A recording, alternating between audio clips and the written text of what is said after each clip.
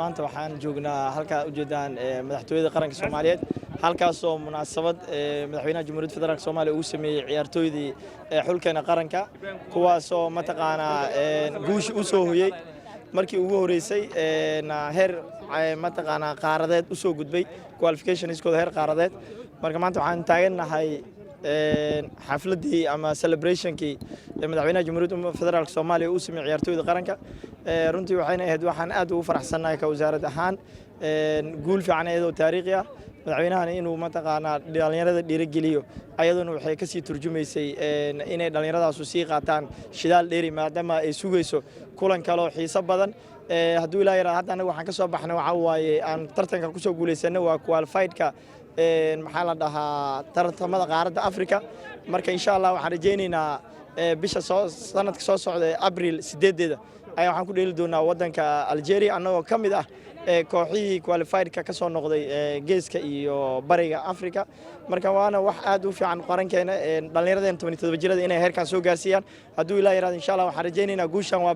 bilaawatay waxaan rajaynaynaa kooxaha kale oo dhiman haday ahaan lahayd 20 jirada haday ahaan lahayd kuwa seniorska dhamaantooda insha Allah waa israaci doontaa guushan basketballka atletiga Soomaalida hormaahan insha Allah waxaan rajaynaynaa wadadii guusha bilaawatay siday u bilaawateen ahaan doontaa waa mahadsantiin guushan maxay ugu dhigantaa Soomaaliya runtii waxay ugu dhimantaa guushan waa guul taariikhi ah sababtoo ah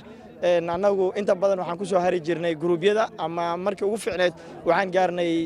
finalkan gaarnay 2018 laakiin tan waxaan noqonay champion waxaana u gudubnay qaaradda Afrika qualified-keeda marka tan waa guul bilow ah dhalinyarada 17 jir ee asaaseen insha Allah kuwa kale aan rajaynaynaa sida aan dhiirigelinta wasaarad xiriir macallimiin isku duuban guul wada jireed guushan oo wada jiro oo isku duubanaa lagu keenay 17 jirada kooxaha kale aan rajaynaynaa insha Allah waa u midoobi doonaa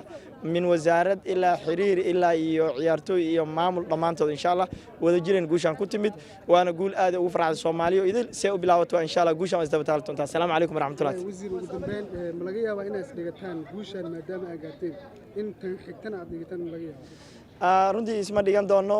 waxaan ka sii qaadanaa waa dareemaysaa maanta dhiirigelinta madaxweynaha Jamhuuriyadda Federaalka Soomaaliya uu sameeyay cashadii xal ra'iisul wasaaraha uu sameeyay inta waxay ahayd shidaal dheeri inay qaataan hadduu leeyahay koolka Algeria waa ku guuleysan doonaa waxaan aadi doonaa